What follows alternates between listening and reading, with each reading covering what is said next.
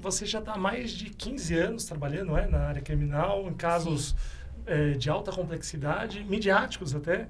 Teve um caso famoso em 2021, na CPI da pandemia. Foi quando eu vi ela na TV. Exatamente.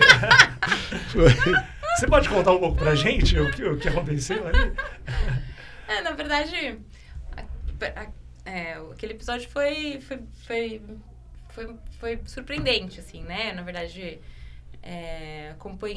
estava acompanhando o cliente na CPI da Covid. E no final do depoimento, depois de muitas horas de depoimento na sessão, o presidente da CPI, que à época era o senador Omar Aziz, entendeu que ele estaria mentindo na sessão e decretou a prisão dele em flagrante por falso testemunho. E aí se seguiu uma discussão ali, eu discuti com o senador. E aí, na minha visão, não era cabível a prisão, justamente porque não havia como comprovar a falsidade, havia, na verdade, uma divergência de versões, né? Não havia como demonstrar flagrante ali no crime. O crime, na verdade, por si só, nem ensejava prisão em flagrante por conta da pena. Mas ainda que assim fosse, não daria para você provar que existia uma versão falsa, né? Tinha uma divergência de versões ali, mas não dava para saber qual era a verdadeira, qual era a falsa. Então, na minha visão, não seria possível a prisão em flagrante ali. Mas, enfim, foi decretada de toda forma. Daí, por isso, a discussão no momento. Mas, enfim, foi decretada a prisão e ele acabou saindo na sequência. Saiu por fiança, né? Eu dei uma lida. Eu lembrei do caso na época, aí eu fui dar uma lida. Tanto o flagrante era incabível que foi, na sequência, cancelado. Foi manejado um HC, um habeas corpus na sequência, e um mês depois o flagrante foi anulado, foi cancelado. Tá. Então, de fato, ele era incabível. Isso foi E para um advogado não é perigoso discutir com o senador? Mas é o que eu falo, eu defendo o cliente até o fim. De repente saia você junto com ele presa. Tivesse que ir presa junto, eu ia presa junto. Você chegou a ficar com medo em algum momento ali? Não. Eu fiquei como que eu posso colocar, assim? Eu fiquei agitada, eu fiquei muito... deixa eu procurar a palavra correta aqui. Eu fiquei inconformada, na verdade, com a injustiça. Eu achei muito injusta a situação, de fato. Eu fico indignada quando eu vejo um cliente submetido a uma injustiça.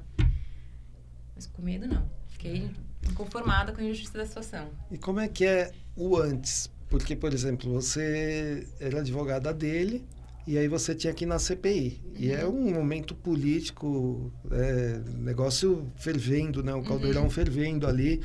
O Brasil totalmente dividido, como está até hoje, né? Totalmente dividido. Por causa da pandemia. Então, todo mundo assistindo. Todo mundo assistindo. Naquela época, eu brincava que, assim, estava todo mundo em casa, as diversões eram o Big Brother e a CPI da Covid, Exatamente. Né?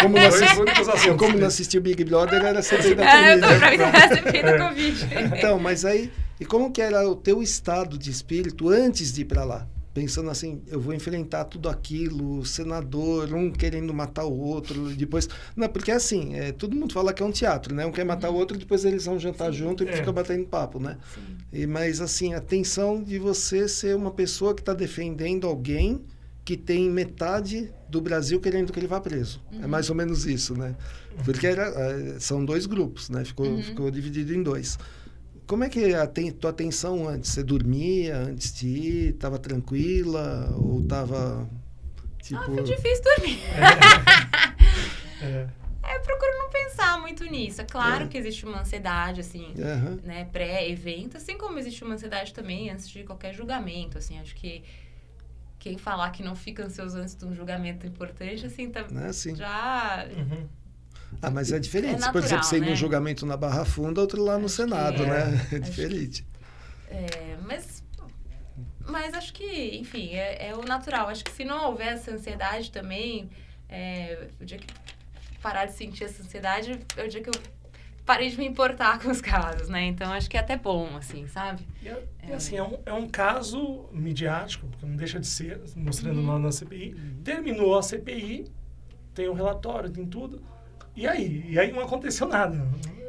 Teve pouquíssimos desdobramentos relevantes, né? Uhum. Foi encaminhado o relatório da CPI com diversos indiciamentos, foi encaminhado a diversos órgãos, né? Aos órgãos competentes, né? Responsáveis, inclusive a PGR, e desde então não aconteceu nada. Não tivemos grandes desdobramentos, então não deixa de ser um teatro. É um teatro, é Brasil.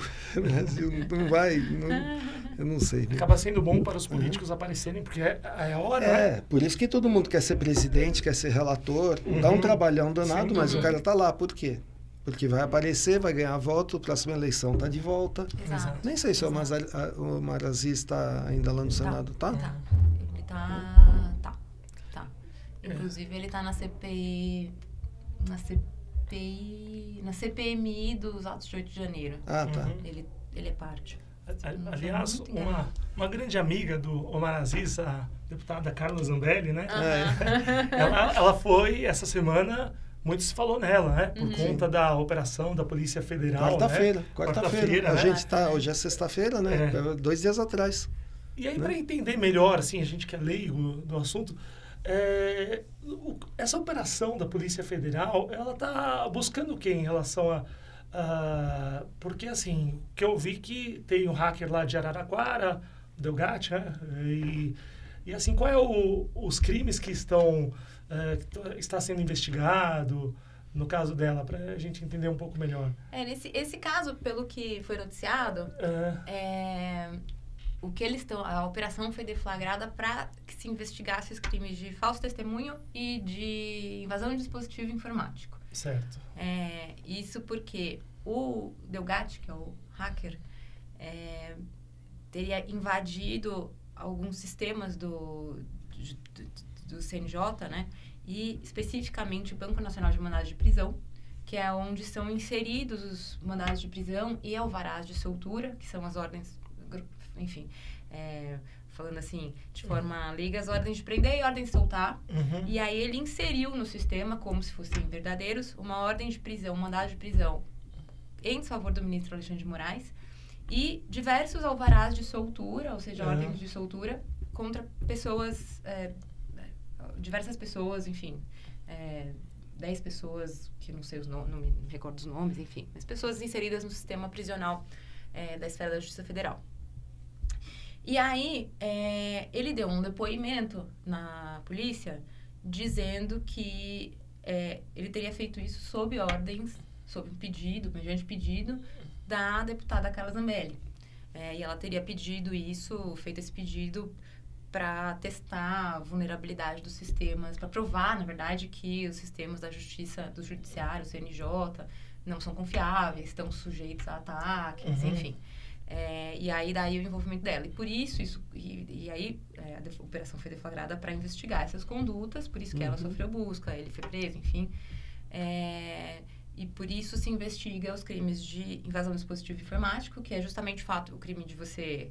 a ação, né, melhor dizendo, de você invadir um computador, um celular, um sistema, um site, para adulterar uma informação, um documento que se encontra lá dentro.